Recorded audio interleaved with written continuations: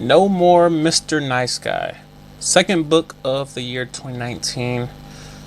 Great book. Great book.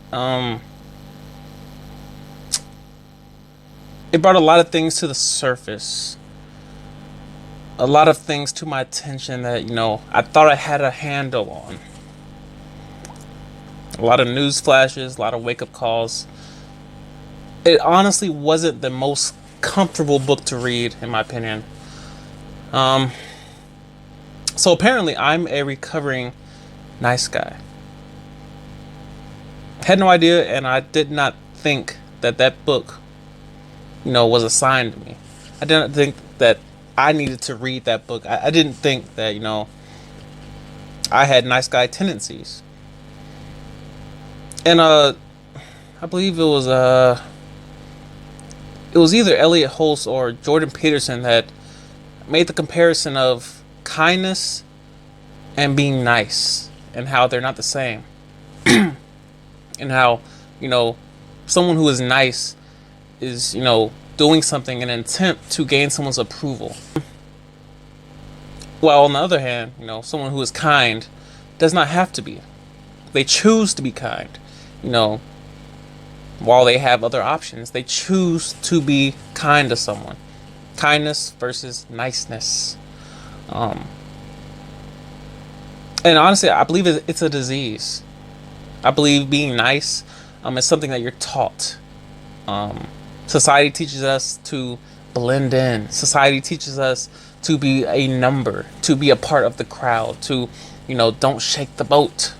That's why people like Donald Trump and Jordan Peterson, with his scandal in, Toronto with, the free speech and whatnot. Those who speak out on any topic, they tend to catch heat. Ben Shapiro, he's constantly, taking L's, in the limelight due to his rhetoric. But, that's really the foundation of free speech, is having the right to say, what you need to say or what you feel is right. I posed the question on Twitter. Do you believe that racist individuals have a right to free speech? Those who are pro-choice, Republicans, Democrats, conservatives, liberals, murderers, athletes, porn stars, actors, singers, musicians. Is everyone entitled to free speech? And this of course ties in with the book, because if you are nice, you will not say what you know to be right or what you feel is right. You will say what is, appropriate for the moment, which is part of wisdom. But it's also, part of being politically correct, and part of, seeking someone else's approval, which again is necessary in a lot of different environments. For the military, for example, you cannot say the first thing that comes to your mind. Freedom of speech is freedom of speech, but it has limits. That's the sad reality of, certain environments. It has limits. And you can't push certain limits in certain environments if you want to remain there. That's part of wisdom. Realizing that, yes, I have a right to free speech. Yes, I want to say this. Yes, I believe in what I'm about to say. But does it fit the context of this certain, environment or this time period? Or is it necessary? Is it beneficial? Does anyone benefit from this? Is this war that I'm about to embark on, is there actual reward to that war? Not every battle has a reward. A lot of us take on battles, and we take on wars and people and certain situations that come up, and there's no reward to it. We're just doing it for our ego, our pride. Learn to pay attention to those potential outcomes. Is there reward to me fighting this battle, to engaging with this person, calling them out? Is there benefit to that? But back to the book. No More Mr. Nice Guy. A couple things I took from it. Let's see. Probably the biggest thing that stood out to me, I would say, personally, is that what I want matters. And I struggle with this. What I want matters.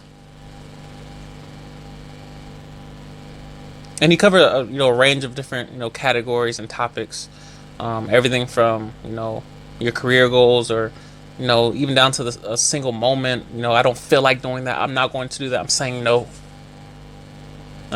Which actually I need to say that as well. Um, I'll come back to it. Saying no. I don't want to do that. No, I don't want to. Or saying yes. I want this. This is what I want to do. This is where I want to go. This is what I desire as a person, as a human being, as a man. This is what I want. And being willing to say that. And the book, he had a lot of, the people that he used for examples and, as, guinea pigs, if you will, were married. They're married. Of course, I'm single, so a lot of things he mentioned probably didn't directly apply to me, but the principle is there. The principle, as far as mentioning, I want what I want, and that, what I want matters, and what my goals are, they matter. I have a right to them. I have a right to opinion. I have a right to the way I feel. It's valid. The way I feel is valid. It's not wrong. But my reaction to that feeling, that must be, sound. What I want matters. Even in the bedroom. A lot of us lose our imagination in the internet because we don't ask for what we want in the bedroom. We see that girl over there and we would rather, instead of avoid, the potential rejection, I'll take the guarantee of the internet pleasing my inner imagination and my inner feelings and, my inner desires and things I know I can solve directly on the internet by myself. Instead of going out into the world and asking someone to help us with what we want. People are standing by to help you with what you want, and you're not asking. I'm not asking because there are people around me that they have what I need. They have an answer to a potential question I may be asking, and I don't ask them. You don't ask them because of fear. Fear was probably the common theme running through the entire book of just a lot of us know what we want, and we still don't ask.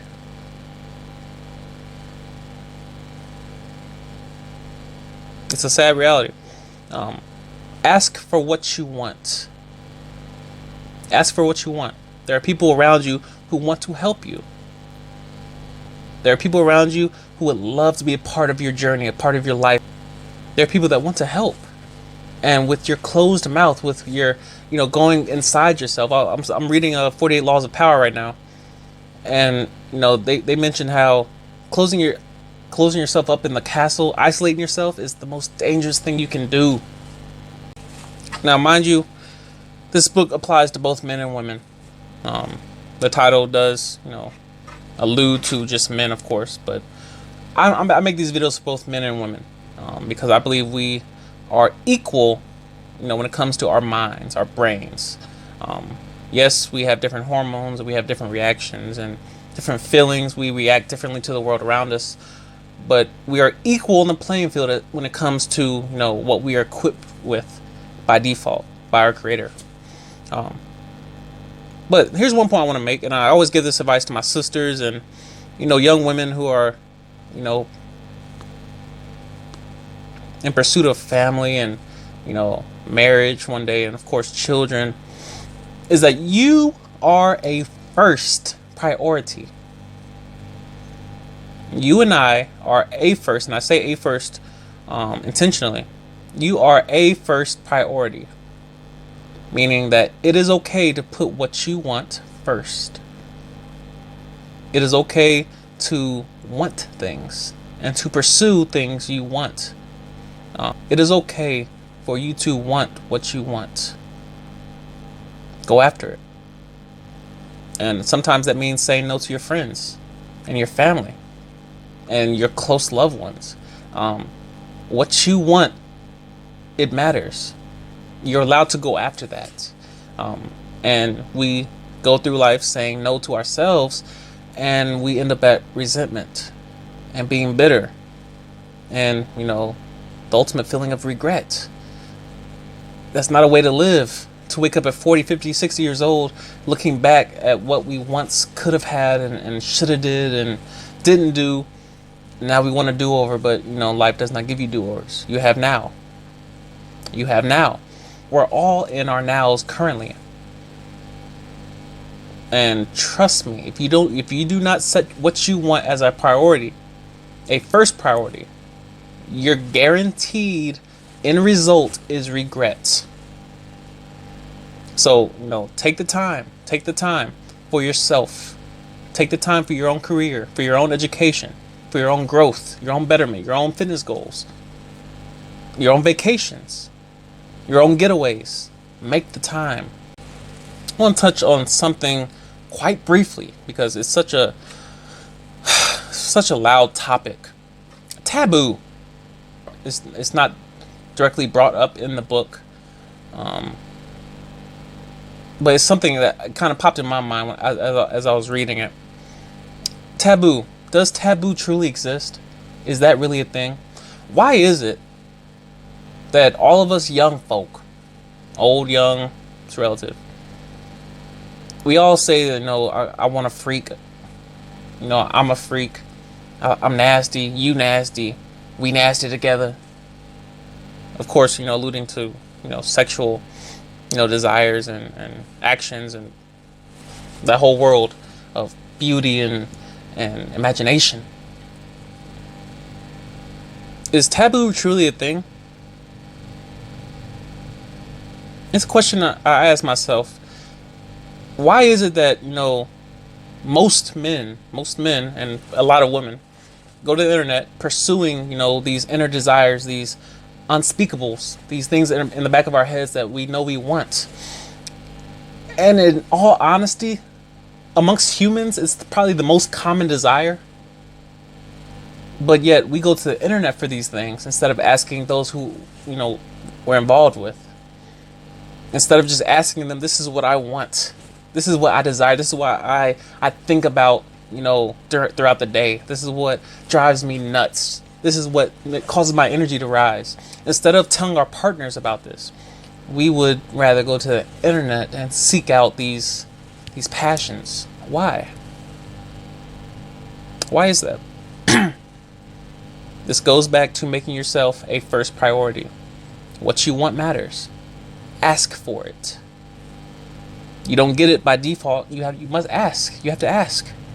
It's something I'm learning myself. What I want matters. Yes, I love to please the other person. Yes, my definition of love is to bring pleasure to someone else, to make them smile, to help them get theirs first, to make sure they're leaving this experience with make it memorable. They'll never forget this. Never forget me. They'll always know that happened with old boy. But what about me? Why do I have to walk away with blue balls? Why do I have to walk away disappointed? Why do I have to take all the energy back with me? Why is that? That's unacceptable. Realize that what you want, your inner desires, you must speak them out loud. Trust me, I'm talking to myself. I must speak what I want to those who I'm involved with, to the people around me. I want peace. I'm constantly telling my family this. I want peace. This book is not just about sexual desires and pursuing women and being that macho alpha male. No, it's about what do you want in this world. You are the only copy of you. What you want is specific to you. Yes, there are similarities between all of us. That's what makes us, allows us the ability to be friends. It's similarities. But our differences is what causes us to get rewards. It's our rewards that are different that causes us to want those different rewards. I value a Mercedes in my mind higher than a Corvette because it's me. It's the way I value it. Someone else may say the Corvette, is way better than Mercedes. I'm not going to say that.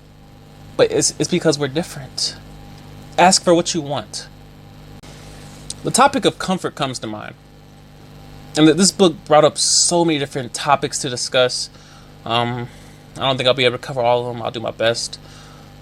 Comfort. Are we truly comfortable around others? Are we truly comfortable around those we say we love, or those who tell us that they love us? Are we truly comfortable? Are we able to truly let our hair down? Are we truly able to relax around those that we are in love with? Around those we call friends? Are we comfortable? Are we able to tell our truths? Are we lying with our actions, but saying something else with our words? Do they match? Does what I tell you match with my words? Am I comfortable around you? Can I tell you my truth? Can I tell you what I truly want in this world? Can I tell you how I feel in the moment? Will you believe me? Will you accept what I'm saying? Being comfortable around others comes back to, not being nice, not telling them what they want to hear, not being, PC in the moment, but saying, no, I want to be comfortable with my thoughts. I want to tell you that I'm not comfortable with you doing that. I want to tell you that I don't approve of this action. But let's talk about it. Because of course, what I want must coincide with what you want, and we have to compromise, because that's relationship. It takes two. But again, I should still have a voice. We should have a conversation around something I'm discomfortable with. I'm not comfortable with this. Why can't we talk about it? Are you truly comfortable in your relationship? Are you comfortable in your friendship? Do you feel like you're playing a chess match every single day? Our conversations are just, all right, I gotta one up her. I gotta one up him. He said this. I did this. I've been here. Well, I've been here. I benched this much. I benched this much. Are we constantly competing with others, or are we comfortable? Comfort has its place. Trust me. I always talk about discipline and how we should be seeking adventure, not comfort. We should be seeking discomfort, in order to grow and to pursue our goals and whatnot. But comfort has a place, and definitely in our relationships, there should be a place for comfort, of peace, of quiet, of rest. I got a question in my DMs from a future airman, and she was, wondering, which AFSC she should, pursue. And again, I mentioned how no AFSC is guaranteed. No specific job is guaranteed to you in the recruiting process. And so after I mentioned that, I went on to say something I always tell my sisters and, young ladies that I come in contact with. And, just to give a little context, she's married and she has a child. And so, of course, being an older recruit, having a little bit more, bringing to the table as far as the Air Force career, later in life, it's a little more difficult situation, to approach. She can't approach it like someone coming out straight out of high school. She can't just pick the first job that, travels, every other day and she's in a different country. She has a child, and that matters to her. It should matter to her. And so something I mentioned to her is something that I hold true and dear to my heart as far as my own experiences and my own family, and realizing that, and I'll tell you what I told her, is that yes, you have these two jobs to choose from. One is a little longer in tech school, and of course you would, spend that time away from your family, and so of course that will cause its own problems. And the other one's a little shorter, but has its own benefits and its own problems that comes with that. But I told her, realize this, is that you will not always be in the same place that you are in now. Your child will not always be a child, will not always be a toddler, a baby. At some point, your child's going to grow up. At some point, your child's going to grow into an adult and go on to pursue its own ambitions and goals. One day she'll get married. One day he'll get married, and you will be, sadly, secondary. Realize that when that day comes, you must have your own. What you want must have mattered back then when you made a decision, because when she goes off to college, when she goes off to the military or to her trade school, whatever she desires to pursue, and the nest is empty and it's just you and your husband, hopefully you chose something that you are interested in. Hopefully you chose something that you want to do. that pleases you, that makes you smile, that you wake up with energy and you're excited to go to work to do this thing. And the same thing applies to marriage. A lot of us assume that we'll always be married to this person. We'll always be in this same relationship. They're not going nowhere. I'm not going anywhere. We'll always be happy. And the numbers don't lie. Marriages are breaking up left and right because a lot of them are built on trash. They're built on faulty foundations of, it looked good on Instagram. Take this picture. We look good together. We got cute babies. And, 1 year down the line, 2 years down the line, it falls apart. It falls right apart. Well, what do you have to fall back on? God forbid that day comes where you get a divorce and, you go separate ways and he takes his career with him and his money and his stability, and you take your whatever you have with you, and make sure that's the point, is to make sure you have something to take with you. Make sure you have a career. Make sure you have a passion. Make sure you have something to stand on. Don't invest so much into the people around you. This comes back to being a nice guy. Don't invest so much into the people around you, your children, your husband, your family, your friends. Don't invest so much that you forget about you. And now when, life happens, when tragedy strikes, when pain happens to you, when it schedules itself in your life, you have nothing to show for yourself. Your time has been wasted because you invested into everyone around you and not yourself. You are a first priority. Plan your time around yourself, your children, those who matter, your family, your husband, your wife. Plan. You have 24 hours. Plan. Have a schedule. It may not be perfect, but have guidelines. I need to be up by this time. I need to be asleep by this time. I need to meal prep. I need to go to the grocery store this day of the week so I need to get gas on this day. I need to schedule my route when I leave the house. I need to do these. Plan your day. Plan your time. The first step to any goal is scheduling your time. Boundaries. A lot of us need to say no. A lot of us need to say no more. A lot of us don't have boundaries. A lot of us don't know what we stand for. We don't know what our truth is. We don't know, where we stand on, certain political issues because we're afraid. We're afraid to have a voice. We're afraid of the possible outcomes, the consequences of having a voice, of speaking out against what we think is wrong. I'm not saying you should be, picketing at the White House. I'm not saying you should be marching on, Broadway, whatever main street there is in DC. But I'm saying you should have a voice.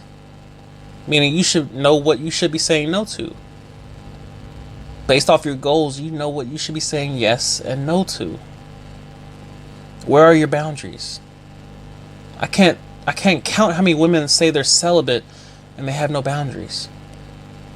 You say you're saving yourself, but you invite me over, after 10 o'clock at night and the lights are off and there's candles lit and there's a bottle of wine on the table and you in your drawers and I'm in some basketball shorts and some slides and a white tee. Where are your boundaries? I'm not mad. Trust me, I'm not mad. But what about, you said this over here? Where are your boundaries, people? Stop being nice. Learn to say no. Learn to say, I'm going to stand up for what I said I believe in. If I truly believe this, my actions will follow. Find some boundaries. Find, the willpower. Find a spine, men, women. Find some willpower. Find an inner gut that says no. That says yes. That says I will. I'm required to. I am self-regulated. This is what I'm going to do. This is where I will be at this time. This is what my schedule is. You can fit in my schedule. A lot of us bend over backwards as soon as we enter a relationship. Something I always talk about, and I kind of get a little feedback, negative feedback, about people that don't like the way it's phrased or whatnot. But I love it. I love it. People don't care about you. People do not care about you. I stand by it. I stand by it because people's actions, they map to it. They match. People's actions show me they don't care about me. Their words, their occasional actions may show up, in a time of need upon me asking. But for the most part, people do not care. They're on their own, schedule. They're making their own moves, or in pursuit of their own goals, their own ambitions. They don't care about what I'm doing over here. They don't. They shouldn't. Honestly, they shouldn't. But you should. This goes back to boundaries. I should be able to tell where you're going based off your no's and your yeses, and where you spend your time and where you invest your energy. It's your responsibility. It's your responsibility. No one else cares. Stop being nice. Stop rescheduling your own goals and your own actions that you should be, checking off. Stuff that you should be doing. You cancel them or you reschedule them. I'll do this tomorrow. I'll put it off till later tonight. I know I got this homework. I know I got this paper due. I know I got this project I need to work on. But, they're going out. My friend, my boys they're going to the club. I know I should be doing this, but I'm going to go do this instead. Stop being nice. No. Choose discipline for once. Say no. The club isn't going anywhere. Matter of fact, those people will probably still be going to the same club at 40 and 50 years old, trying to relive their younger years and dancing the old dances. And, drinking the same drinks that they had when they were in college, when they were in their 20s, trying to relive that youth. Because, people that want to have fun the entire life will realize that at some point adulting is going to show up. And when it does, it's up to you. You can either adult now, you can be disciplined now, you can be consistent now, you can say no to a lot of different things, you can be, that boring, seemingly person, but enjoy your latter years, or you can have your fun now. And when you hit 40 and 50 years old, now you're working, 8-hour shifts, 9 to 5s, 12-hour shifts, factory positions, and you're wondering, how did I get here? I've never seen a joyful, happy lawyer before. Make sure you choose the right path as well. Because some people, they may find a way to do both. But then they still end up at regret. They still end up with, a lifestyle that they don't enjoy. I'm watching Dan Bilzerian. He's a multi-millionaire. He won his money, according to him, via poker. It's an interesting story. His brother taught him poker in college. He's a former vet. He was in the Navy for 4 years. Went through, Hell Week. He attempted to become a Navy SEAL. Didn't ultimately work out due to injuries and whatnot. But he served his time in the Navy. Went to college. That's where his brother taught him poker. And made a lot of money off poker. He's a multi-millionaire now. And now he travels around the world with, I would say, at least 5 to 6 girls at least. At all times, smoking weed, doing drugs, drinking, having good old times. Shooting guns, flying on jets, ATVs, jet skis, living his life. And, looking at his situation and, just seeing how he's living, I don't take issue with it. I personally don't take issue with it. As far as I seriously doubt he would have any regrets as far as material things, as far as things on this earth. As far as he won't regret. I wish I would have tried this. I wish I would have went here. I wish I would have tried. As far as fun is concerned, he's having his fun. Now, as far as deeper issues or family or meaning, purpose, he may encounter those a little bit later in life. But he's living. I don't know any other 40 or 50-year-olds that live like that. I believe he's in his mid-30s. I don't know anybody outside of celebrities like himself who live in that manner, who have fun. I'm not saying everything he does is right. I'm saying he's having fun. I'm not saying he's enjoying it. I'm saying from my perspective, he's having fun. Choose your path wisely. Choose your path wisely, because The life that you build now is the life that you will have to live in. You will have to work out those years, and whatever you build now, you get later. So keep that in mind. Ask yourself, how many 30, 40, 50-year-olds do you know who are living an amazing lifestyle, a lifestyle that you would envy, a lifestyle that seems fun? Yes, you're older, but you're not dead. Why must life be boring and conservative and safe, and let's stay in the house and knit, and let's watch soap operas, and let's drink prune juice? Why must I age and be old and decrepit? That doesn't make sense to me. I feel like as we get older, we should improve. Our minds should be more sharper. We should know more. We should be doing better. Our wisdom should be on 10, because we have all these experiences. We have other people's experiences. We have the right questions now. We have direction. We have the right people around us. I feel like as we age, we should be pursuing, simply put, fun. I want to touch on something that I mentioned earlier in a video. If it frightens you, do it. It's a quote by Elliot Holst that I live by to this day. If fear is ever a reason why you can't do something, you are now required to do that thing. And the reason why is because it has power over you. Until you take the power back, you are victim to a thought. Think about that. It's my hat crooked. You're victim to a thought until you actually do the action. I'm not saying every thought should be turned into action. Quite the contrary. But think about the origination. Think about where that thought is coming from. Think about why you are thinking a certain way. We're the only, organism on the planet that can think about our thoughts. Think about that. Think about that. We can think about our thoughts. Why do I feel this way? Why am I thinking this? Why am I feeling insecure? Why do I feel like I can't do this? Why am I experiencing doubt? If you're afraid, do the thing. It's something I struggle with, because I analyze everything. I'm constantly thinking. I'm constantly in my head, how do I overcome this? How do I, make this easier? How do I make this more efficient? But sometimes you just got to jump out. Sometimes you just got to go. A lot of you are going through that in the Air Force recruiting process, because you're trying to analyze and you're trying to fix everything. It's not going to happen. It's not going to work. A lot of you are waiting on that, to take that first step. A lot of you are waiting to take that first step because you want everything to be dressed right. You want everything to be perfect. It never will be.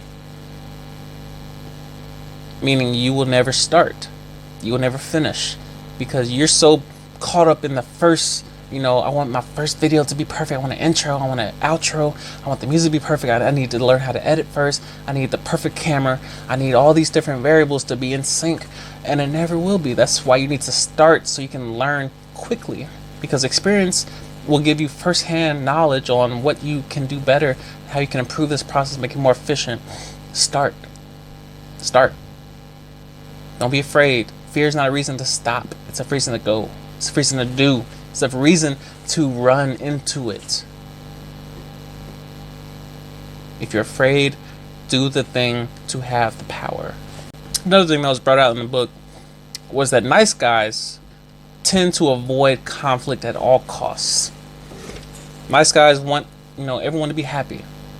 They want everyone to be on the same page, calm, peaceful, no violence, no controversy, no arguments, no confrontation. Well, is that any way that anyone wants to live? Nobody wants yes men around them. I want cookies. I want cookies too. I want you to want Doritos so we can both have cookies and Doritos, bro. Nice guys are constantly avoiding conflict. Why? Since when in the history of mankind has peace ever been a default? Since when has peace been handed out? Given to everyone? Since when do you wake up and everything is perfect? Why is it that you must fix things when you wake up? You must brush your teeth. You must shower. You must get clean clothes, fresh linens, coffee, food. From the time you wake up, you are fixing things. You're restoring things back to order. That's because the natural state of life is dysfunction, is disorder, it's chaos. So why is it that you would think that relationships would be peaceful at all times? Since when should two people live in the same house, under the same roof, eating the same food essentially, breathing up the same air in the same space, sleeping in the same bed, and there's zero conflict? That doesn't make sense. You're two different people. Spiritually, you're one, two people, one flesh, spiritually. But physically, y'all two different people. Y'all want two different things. She wants this, you want this. That's why we have different love languages. I'm a physical being. I love quality time. She may like, words of affirmation or gifts. There's nothing wrong with that. You may like baby wipes. I may like toilet paper. This makes no sense. But there will be controversy. There will be conflict. There will be problems that arise. And do not run away from those problems, because they will not go away. Burying them only makes them grow. Address conflict as they come. As the problems arise, as using wisdom, you see, difference in different situations. You see problems arising around you, and you're like, yeah, that's going to be an issue. I know we don't agree on that certain topic, but I'm not going to run away from it. I'm not going to bury it. I'm not going to try to avoid the conversation of whatever problem this is. This goes back to asking for what you want. Telling, the other person your truth. I'm not okay with this. I'm not okay with what's going on here. This problem, this issue that, came up, the other day, earlier today. I'm not okay with that. Can we talk about this? Don't avoid the conflict. It will not go away. One of the quotes in the book, No More Mr. Nice Guy, even the nicest people have limits. You will all at some point encounter a place in life where you've had enough. The question is, how long will you endure the pain, suffering, the stress, the discomfort of a situation that you have the power to change? How long will it take you to speak up for yourself? Pain is not, supposed to be suffered through. I don't know anyone who gets a headache and just, I guess I'll just sit here and ride it out. No, everyone's trying to find a solution. Drink water, sleep, take some medicine. Everyone, it may be just a symptomatic solution. You may just be trying to put a Band-Aid on it, but everyone's in search of a solution. My throat hurts. All right, let me drink some tea. Let me try to drink some water. Let me gargle some salt water or something. Everyone's in search of a solution. Nice guys are trying to cover it up. I'm fine. That's the most common phrase you'll hear from a nice guy. I'm good. How are you? Fine. I'm straight. I'm alright. Living the dream. We out here. All my favorites. No more. No more. You're in discomfort, you're in pain, you're stressed, you're depressed, you're oppressed. You're going through it. Speak up. Speak up. Don't continue to go through, these stressors and not ask for help. It's something I learned. I'm reading the book 48 Laws of Power. And one of the laws I just came across was, do not isolate yourself. Do not, they use the analogy of a king in his castle. Do not run back to your castle and build the walls up higher and lock the doors and keep everybody out, because at the same time you're locking yourself in. And that it just makes you an easier target. People know where you are now. They know you can't leave. They know sickness is, travel well within the walls of a castle. And that now they have a very small area to target. And that now you're surrounded. You've turned your castle, your fortress, into a prison. Don't isolate yourself. It's something I've been practicing since January 1st. I've been going out, I've been drinking, I've been having a good time, playing pool, playing ping pong, things that I don't particularly enjoy, but I'm doing it anyway. Going and watching the basketball game. Yes, I can watch the highlights on Instagram. Yes, it's more efficient to watch them on Instagram and see the dunks and see the crossovers. That's all I care about. But no, go out and have some popcorn. Go out and watch a movie that you don't like. I watched a scary movie this year. I don't do scary movies, and I watched it anyway. I believe it was called The Ritual. I did not enjoy it. I did not enjoy it. Last night I watched Dragon Ball Z movie. Well, parts of it. I was on Instagram most of the time, but I went out because I refuse to continually isolate myself as I struggle. There's power in numbers. There's weakness in isolation. Something I learned recently. And one thing you'll encounter in the military very quickly is that loneliness will find you. If you try to isolate yourself, if you're one of those people that, you may be an introvert. I'm an introvert. You may be one of those people that think a lot. You analyze everything. You like to observe from a distance. You like the corner seat in the lunchroom. You like the corner seat on the couch so you can observe. You like to go early to parties so you can secure your seat. So I know where I'm sitting. I can see everything. I can see people coming to me so I can prepare myself. I can ground myself. I can breathe. I don't got to deal with all this foolishness, standing up and networking and shaking hands and kissing babies. I don't got to do all that. I can just sit on the couch, sip my drink, and live, watch TV or something. But I'm out. So I can say I did something. Post something on Snap, and everybody knows I'm living. Typical introvert weekend. Well, no more. No more. Fight. Don't isolate yourself. Get out into the world. Feel the pain of discomfort, of growth. It will only benefit you. And you'll find that the more you do it, the easier it gets. The easier it gets, the more you're, out of your comfort zone, the more outside of your comfort zone becomes normal. It becomes a new comfort zone.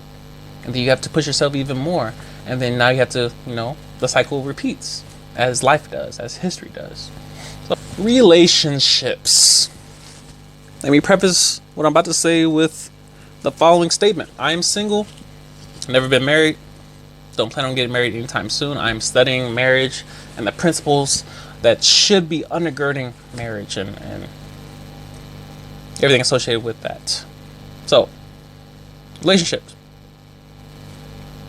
From the outside looking in, one of my greatest fears, something I personally don't understand, and this is just me talking, I don't personally understand how someone can be lonely while in a relationship. That blows my mind. You hear me? You're in a relationship, you're married, you're dating someone, and you're lonely. I spoke about this in my review of The Art of Seduction. Is that I can pick out someone who's lonely in a relationship from miles away. I don't just say anything to you. I can see it in your body language. I can see it in your face. I can see it in your eyes. Loneliness is my call sign because I spend a lot of my time alone. Most of my time alone. As of January 1st, I've began to change that. I've become more social. I've been going out more intentionally, hitting up one or two people I know are doing something every single night, and I'm like, I'll be there. I may not be doing the most. I may not be out dancing and twerking and getting low and doing a ton of foolishness. I'm not gonna be drunk in the corner. I'm not gonna be throwing up on myself, but I'm gonna be out. I'm gonna be out in the mix.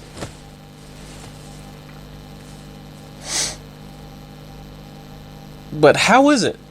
Please, someone explain to me how you can be in a relationship and miserable and not say anything and not confront your partner, not tell them your truth. I'm not okay in this situation. This is not working. How can we fix this? How can we grow together? How can we correct this, whatever this is? I'd rather be single and be single than in a relationship and be single.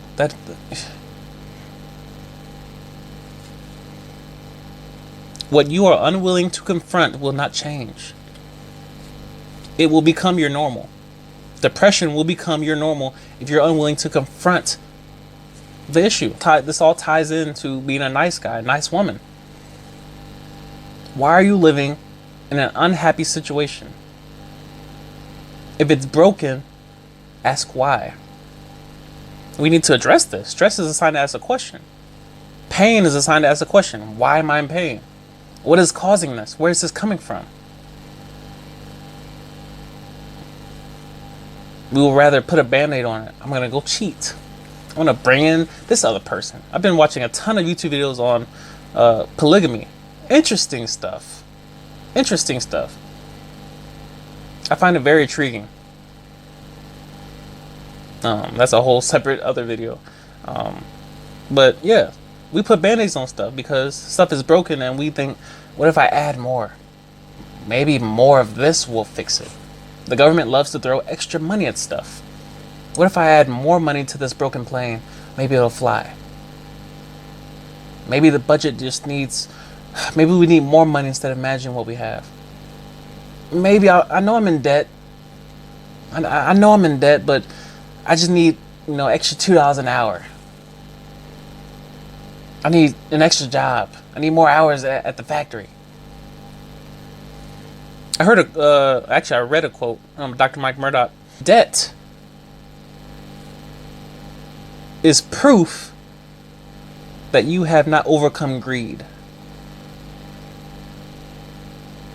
I was like, wow, amazing. Brilliant. Debt is proof of greed, of pride, of your unwillingness to wait. I would argue that most Americans, most people have debt, including myself.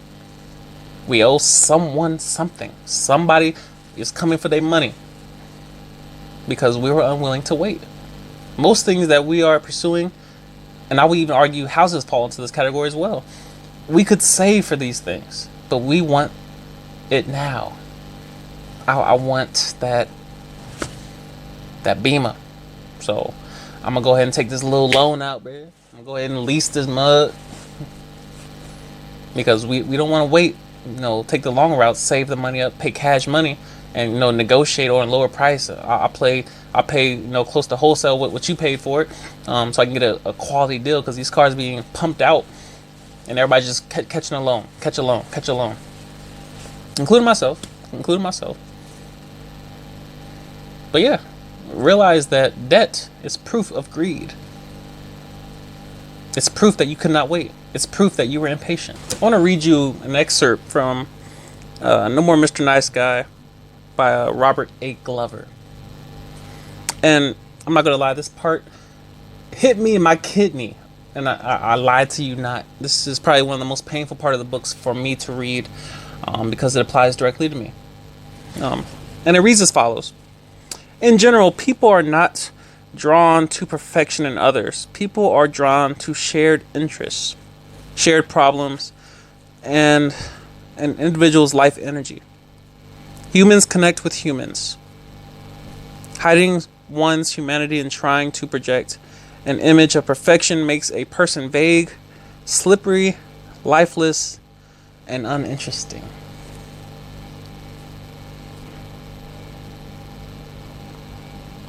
This hurt me.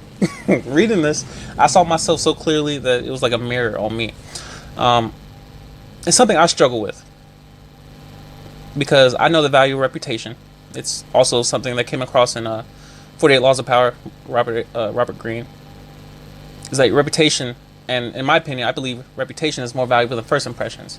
I believe that you should continually be leaving a first impression. You should be continually reinforcing your reputation. Someone should know you by something. If you say the name Raymond Isiah, certain words will come to mind. I want those words to be of sound report. I don't want drug dealer and foolishness and scrub and fool popping up in your head. I want wisdom and energy and positive vibes and consistency and optimism. At least I would hope. But yeah, this quote spoke volumes to me. Why must I always try to put... First of all, we all do this. So it's not just me, of course, but this channel is about me. The name of this channel is my name. So of course I'm gonna put myself in the hot seat. It's something we do on Instagram, Snapchat, Facebook. We're all posting, you know, the way we want the world to view us. I want you to see me in this light. I'm not gonna show you my weaknesses. I'm not gonna show you what's under my armor. I'm just gonna show you the shiny stainless steel, big old fancy sword, clean uniform. You see me out here, bro. Hat out here, freshly shaved. You see me, bro. Muscles that we out here. Fancy car clean. People come over the crib. The house is spotless. Smells like bleach and pine sol. Nobody lives that way, unless you got a full-time maid. And some people are, clean. Probably OCD, most likely. Because most of us, when we get off work, we strip and hop into bed. Most humans, most adulting humans, they get off work and they looking for the first bottle of wine and, a good book or, pop on Netflix, hop into bed, strip down, turn the AC on, and you ain't gonna see me till tomorrow morning. But we all, as soon as we leave our houses, we put on this mask. This is me. This is how you will view me. This is what I want the world to know about me. My Instagram is not Isaiah. It's what I know. It's not who I am. Please don't confuse the two. Knowing what you know and what you do are two different sides of the coin. You guys know what I know via YouTube. But if you meet me, you're going to see who I am. If you talk to me, if you have a conversation, you're going to see who I am. You're going to know I love candy and cookies. And that I struggle with my nutrition and my fitness. Not so much fitness, but just nutrition. I don't look like I work out, but I'm very strong. I have great endurance. I'm athletic, but I don't look like I work out. If you saw my shirt off, you would think that, I was probably just naturally kind of buff, but you probably don't go to the gym more than probably twice a week or something like that. I'm in the gym 6 days a week, 7 days a week. And, I preach consistency and discipline on this channel. And it's because it's what I know. It's what I know to do. And it's what I know brings value to other people. They don't need to know, hey, I struggle with candy.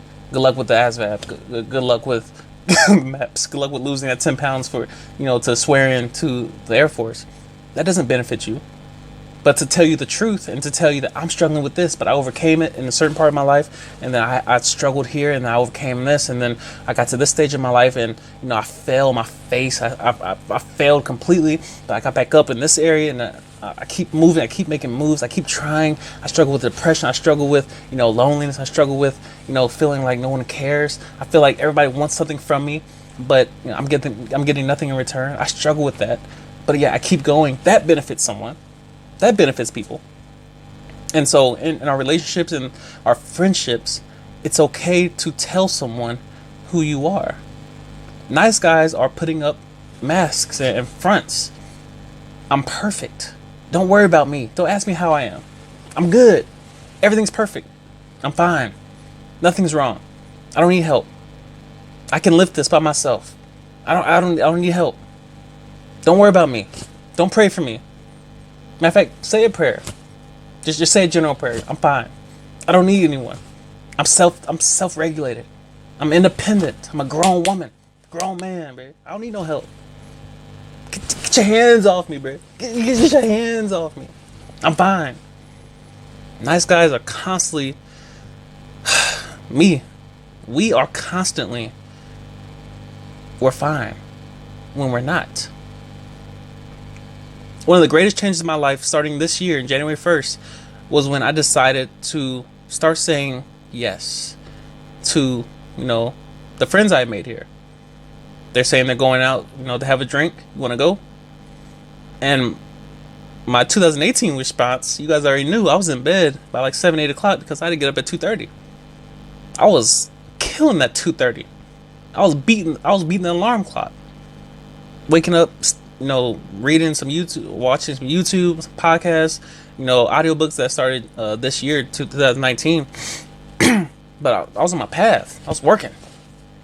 But I was alone. I was miserable. I had no friends. I had nobody to talk to.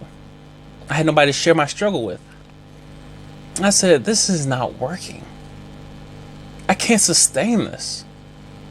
I can't keep going down this path of I'm executing Gary Vee in my ears, Eric Thomas in my ears, RSD in my ears. They're constantly telling me, "But you need to be doing this. You need to be on 10." But yet they have families to go home to. I'm by myself out here. I'm deployed. I'm by myself out here. I don't have nobody to cuddle with. I don't have anybody to cry on their shoulder. It's just me. I can't sustain this long term. I'm going to crumble under this pressure that's in my mind of I want what I want, but I'm not going to make it. That's why they say if you want to go somewhere quick, go alone. I can go anywhere quick. But if I want to go far, I got to tear down this pride I have and be willing to ask for help. I have to stop.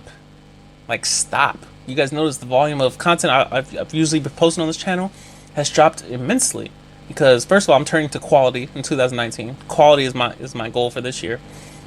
Last year it was consistency and volume. Volume.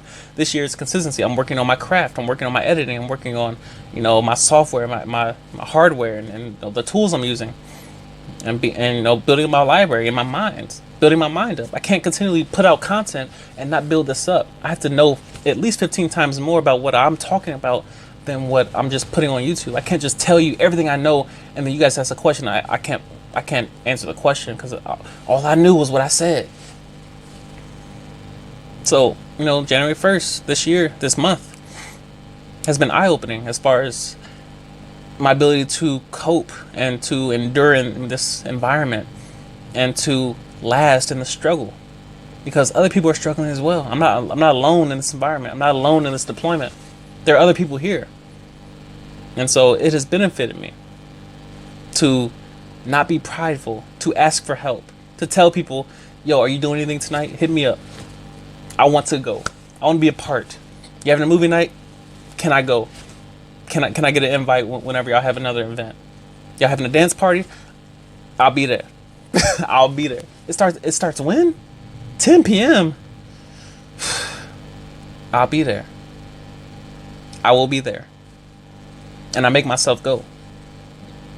My natural default position when I walk into the defect, the cafeteria, is to find the deepest, darkest corner and see the entire defect at the same time and watch, and just people watch. I love it. But January 1st, I've been making myself sit at the end of the table, out and open in the middle of the cafeteria. Making myself go sit with people I know. Engage in conversation with people I know. And it hurts, growing pains. But I got to tear down this nice guy. I got to tear down this guy that thinks in his heart of hearts he's better than everyone. Because that's what pride is. Pride is saying that I don't need help. I'm better than you. My pride was telling me I don't need anyone to hold me up. I can hold myself up. I got principles. I got Gary Vee. I got Eric Thomas.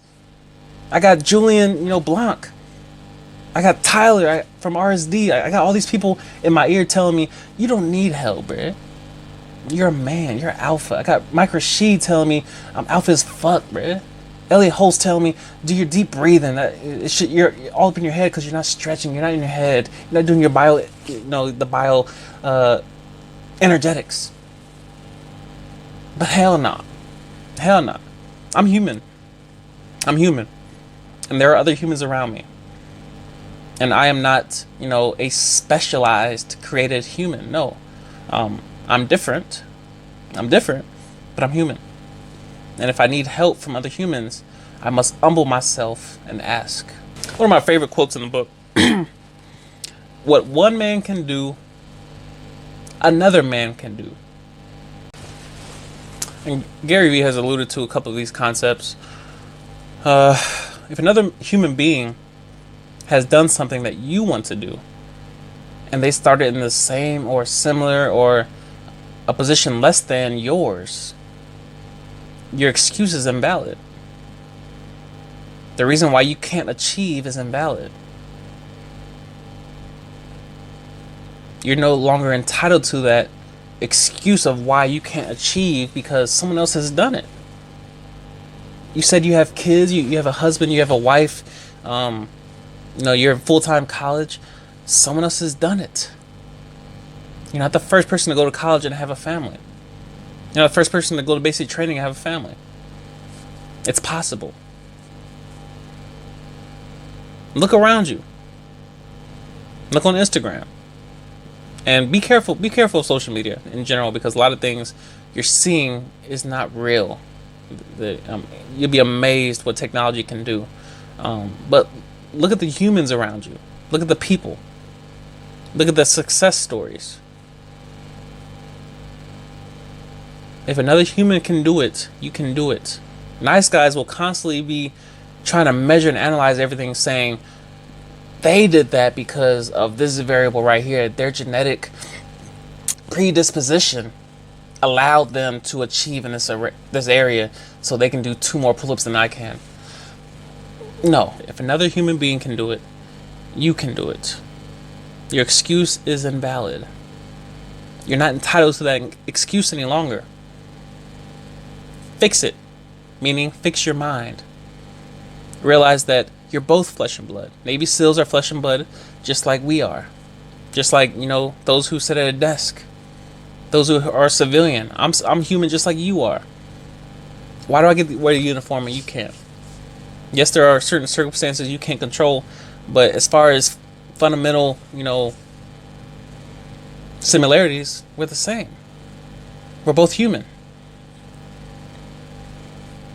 Stop making excuses about why you can't achieve when another human has done it. We see, you know, all these celebrities. Wow, they live these amazing lives. Wow, they're living. Why can't you? Why must they be 40 years old, be a millionaire, you know, live and travel the way they want to, but yet you're 40, you work at Walmart, you have the same amount of kids they have, and I'm not saying that money is everything, but money does create, you know, experiences and solve problems. There's a bad there's a rumor going around that money doesn't cause happiness. It does create happiness. People that say that money does not create happiness have zero intentions of helping someone else. Have you ever given to someone and seen the smile that comes to their face? Seeing their energy rise because you solved a problem for them? You didn't have to, but you went out of your way to give. Money does bring happiness.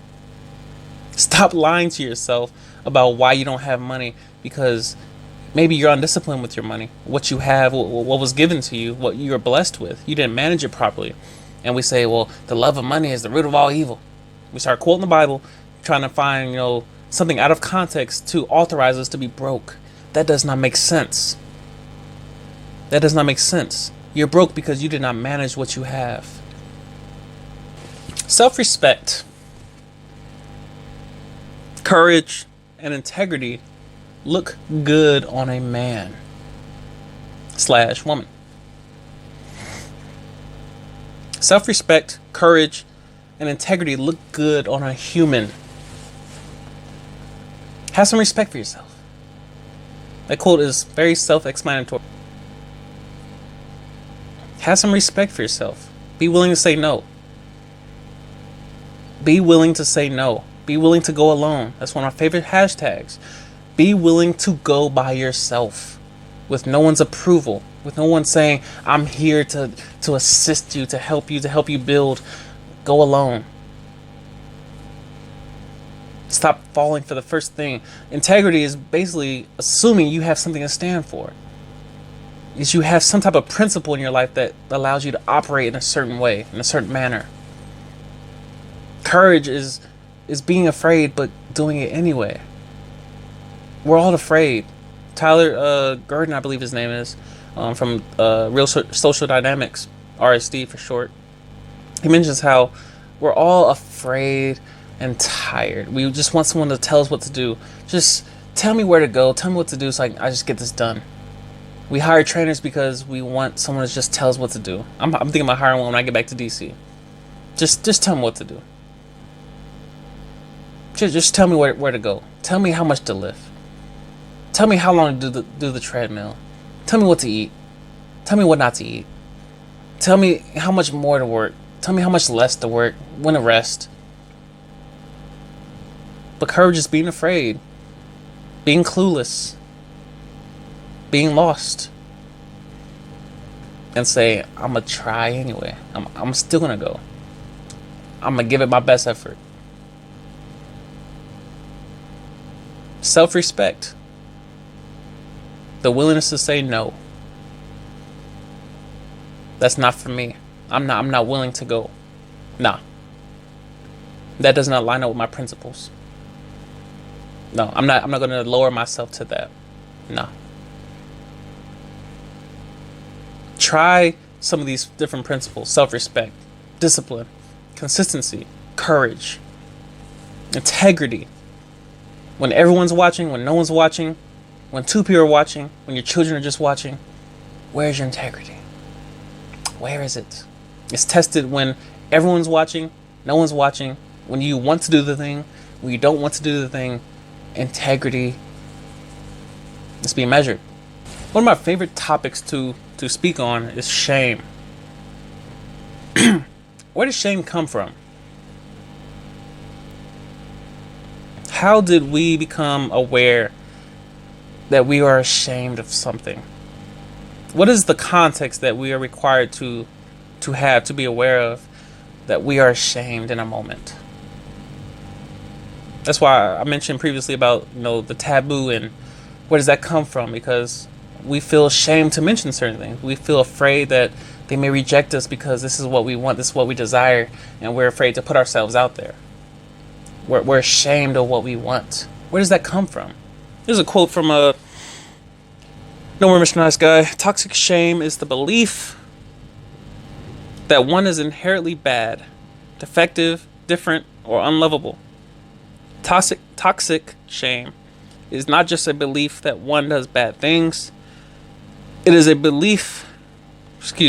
a deeply held core belief that one is bad.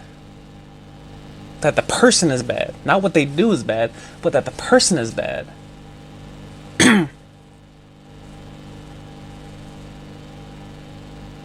Self-esteem. Self-esteem.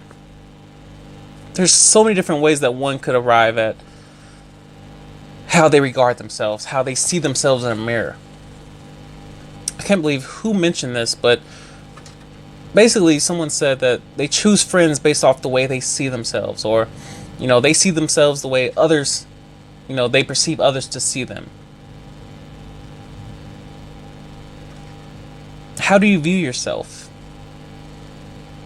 Which, also ties into, what are you ashamed of? Why are you ashamed of this? Certain things you should be ashamed of. I just murdered 30 people. Well, you should be ashamed of yourself, right? Shame on you. Shame. But a lot of us, I want a new car. I want a car that has a complete paint job, that starts every time. Why are you ashamed of that? I know that's probably a petty, analogy, but you get the point. There's certain things that there's nothing honestly wrong with it. Certain things that it may not be someone else's cup of tea. Why are you ashamed? Say your truth out loud. Stand by it. Straighten your back up, chest up, shoulders back, chin up, and speak your truth. You want what you want. Why are you ashamed? I believe shame only comes when we compare ourselves to what others might think. If I do this, they might think this. And I say might because you don't know what they're thinking. You only know what they say and what they do. You see facial expressions, but that's still not a direct indication of what they're thinking, because they could be looking at something else, certain, in their peripherals, or looking past you, or thinking about something that happened in the past, or earlier that day, or could be possibly happening, something they're eating. We get anxiety about people's potential thoughts. We have no idea what they're thinking, but they might be thinking this. They might be laughing at me. They might be talking about me. We get all worked up. We get ourselves, depressed, and our energy rises over stuff that does not matter. It doesn't matter. Get some self-esteem about you, some self-respect, get some principles. Build up your integrity. How do you do that? By saying no, by practicing saying no, by saying, this is where I'm going, this is what I'm doing, this is what I plan on achieving, this is the direction I'm going with my life. And I have to say no to guard myself, to guard my path. Wisdom will preserve me along this path. Wisdom is the ability to predict outcomes. So by saying yes to this, here's a possible outcome. By saying no to this, here's a possible outcome. So if I'm going to get to my destination, there are going to be a lot of no's required on this path. Most times, yes comes easy. But it's those no's that we have to face people's disappointment, our parents' disappointment, our friends' disappointment, our lovers' disappointment. I got to go to bed. I'm sorry. I got to get up at a certain time because I cannot be late to this important meeting in the morning. I have to be disciplined with my sleep because I have certain goals associated with my time. And I can't say yes to everything. I'm sorry. That's just how my time works. I plan my fun. But certain times I may break the rules intentionally. But it's based off principle. It's never based off feeling. It's based off principle. Don't be afraid to ask for what you want. Stop being nice. Be kind. Stop being nice. Here's an excerpt from No More Mr. Nice Guy by Robert A. Glover. I just noticed that these books I've been reading so far are all first name Robert, the authors. Anyway, and I quote, "I am a chameleon," revealed Todd. A 30-year-old single nice guy. I will become whatever I believe a person wants me to be in order to be liked. With my smart friends, I act intelligent. I use big vocabulary. Around my mother, I look like the perfect loving son. With my dad, I talk about sports. With the guys at work, I cuss and swear. Whatever it takes to look cool underneath it all, I'm not sure who I really am. Or if any of them would like me just for who I am. If I can't figure out what people want me to be, I'm afraid I will be all alone. The funny thing is, I feel alone most of the time anyway, end quote.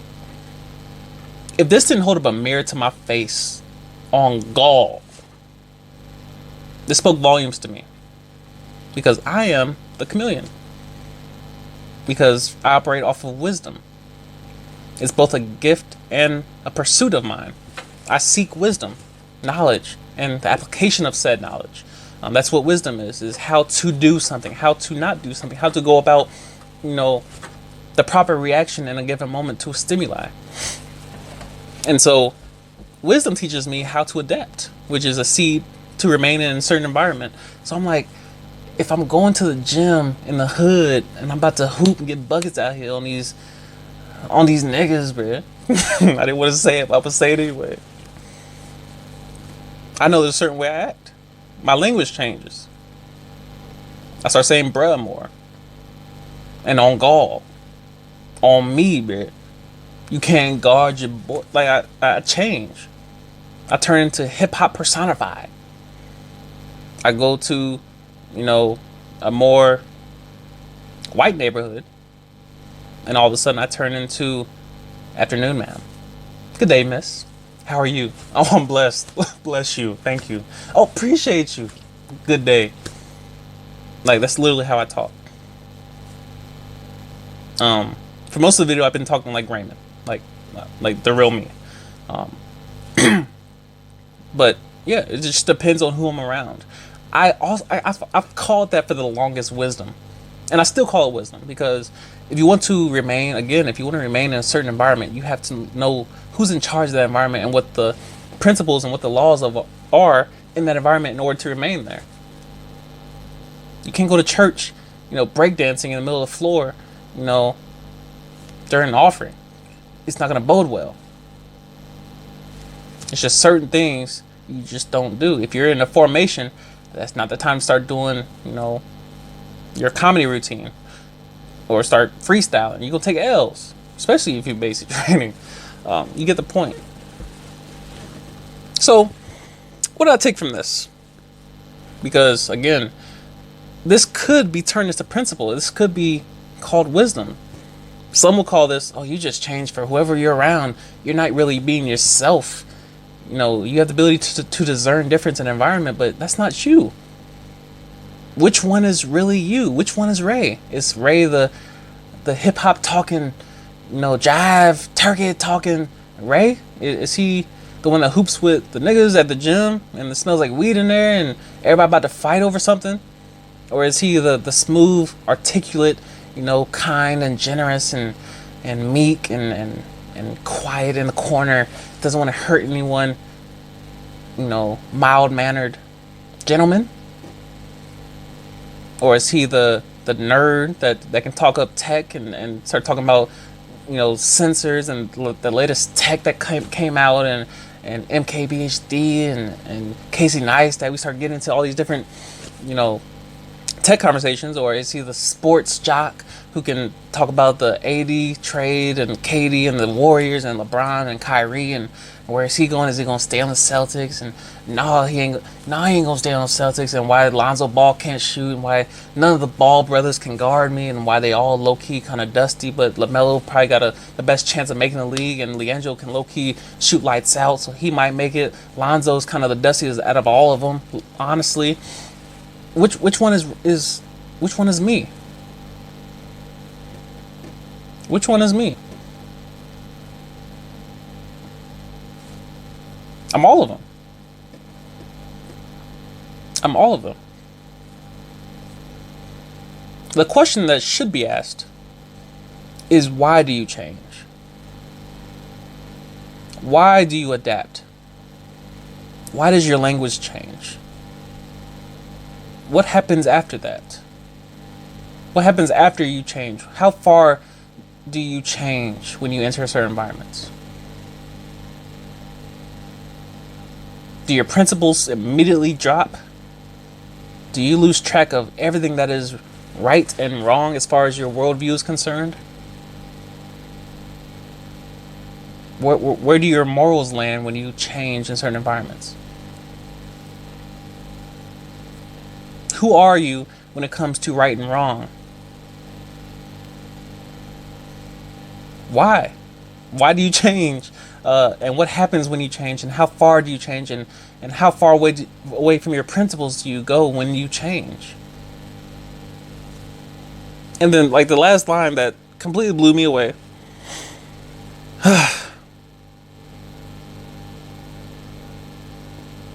He went on to say, whatever it takes to look cool underneath it all, I'm not sure who I really am, or if any of them would like me for who I am. If I can't figure out what people want me to do, or want me to be rather, I'm afraid I will be all alone. The funny thing is, I feel alone most of the time. Anyway, that last part, I feel alone most of the time. Anyway, when I do change, of course, I'm more comfortable in certain environments than others. Yes, when I go to the hood to hoop, I feel great. I grew up playing basketball in the hood. That's normal to me. I also enjoy Starbucks on the nicer side of town, Barnes and Noble. I enjoy, clean streets and working lights and no bars on windows. I enjoy the contrast. But my principles and my values and my morals do not change when my language adapts. When I adapt, my morals and my principles don't. I'm still the same Ray. When I leave the gym, I don't leave with anybody smoking weed. I don't leave with anybody drinking and driving. I don't leave with anybody who's about to go, embark on, sexual assault or anything of that nature. No. My morals, my principles do not change. Yes, I get angry. Yes, hooping gets me all riled up. It's one of my most passionate, activities I engage in. But my morals and my values do not change. When somebody falls and almost hurts themselves badly, hooping goes out the window, and humanity is what matters in this moment. Humanity. Not that they're on the opposite team and I'm about to step on their neck and get this bucket. No, humanity. It's something you got to think about. When you change, monitor how much you're changing, and then ask yourself, why am I changing in this moment? And am I even getting my end result that I'm desiring from this change? Am I changing so people like me, or am I changing to remain in this environment? Is there a purpose for me being in this environment? 2019, Ray hoops for cardio only. I hoop for cardio because I'm tired of treadmills and stair climbers and bikes. I hoop because it's effortless in terms of cardiovascular exercise. But the rest of it, they can keep all that. They can keep all of it. I'm not here to argue. I'm not here to throw hands with nobody. I'm here for cardio. I change for cardio because it's effortless. When I go to the opposite side of town, I'm there for exposure. I'm exposing myself to order, to cleanliness, to a right standard of living. I'm not there to kiss butts. I'm not there to ask for handouts. I'm not there to bamboozle anybody or to steal from anyone or to, have my hand out like a parasite. I'm there to learn and observe and to study. And most likely I'm working on a project or I'm editing a video or something of that nature. I want peace. And so I know where to find peace. It's usually in environments of order and cleanliness. I digress. All right, so I'm going to wrap the video up there. This video is already very, very long. But I want to thank you for watching this long at least. Very interesting book. A ton of nuggets. I'll have to read it again, of course. There's so much I did not cover. There's so much that one can take from this book. Again, I'm a recovering nice guy. This book woke me up, opened my eyes to a lot of different, ways of thinking, perspective, which is key in this world, this universe of ours. That we must constantly keep asking questions of how we're growing and how we're developing. Course correction.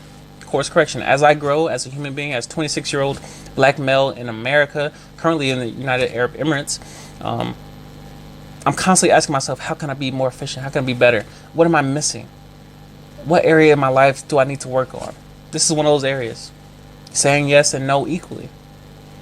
I can't be all no. I can't all be one side. I can't make moves and why am I adapting and why am I changing? Why am I doing what I'm doing? Am I seeking someone's approval in this action? Am I asking for what I want openly and outwardly? Am I ashamed of what I want? Am I willing to allow myself to be pleased? Am I allowing myself to be happy? Am I allowing myself to accept help from someone? Those are the things I'm asking myself in this beautiful year of 2019. We're out here making moves, people. I know I'm not posting as much, but I'm learning. I'm studying, I'm reading. I'm growing. I'm stretching myself. And, I'm getting out of my comfort zone in a lot of areas. It's not comfortable whatsoever, but it's necessary. It's 100% necessary, and it's part of the process. It's part of the process. If you are ready for your future, you will be there. And this is part of my process of allowing me to grow along my path to get to where I'm trying to get. So you guys do the same. Do the same. Hit me if you got any questions, comments. I'm here for you. Hit me up on Instagram, Twitter, Snapchat. You already know all the links in the description. And I will see y'all in the next video. Say what's good to your boy.